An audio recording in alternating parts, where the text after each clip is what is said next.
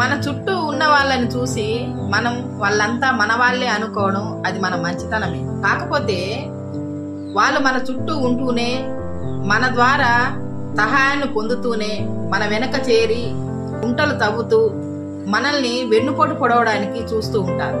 ఇటువంటి వాళ్ళకి అతి దగ్గరగా ఉంటూ మన బలమేంటో మన బలహీనత ఏంటో పూర్తిగా తెలుసుకొని ఈ విధంగా మనల్ని మోసం చేయడానికి ముందుకొస్తూ ఉంటారు.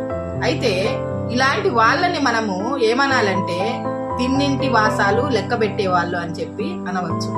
అందుకే మిత్రమా, మన చుట్టూ ఉన్న వాళ్ళని మన వాళ్ళు అని మనం అనుకున్నా పర్వాలేదు గాని వాళ్ళలో మనకు శత్రువులు ఉన్నారని మనం గమనించకపోతే మనం మోసానికి గురవడం ఖచ్చితం.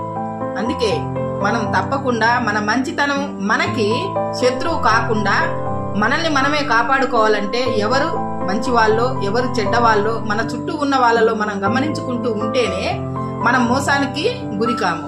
ఇది గుర్తుంచుకొని ప్రతి ఒక్కరం కూడా మెలకువగా ఉండడం చాలా చాలా మంచిదని నా భావన. ఏమంటారో కామెంట్ చేయండి.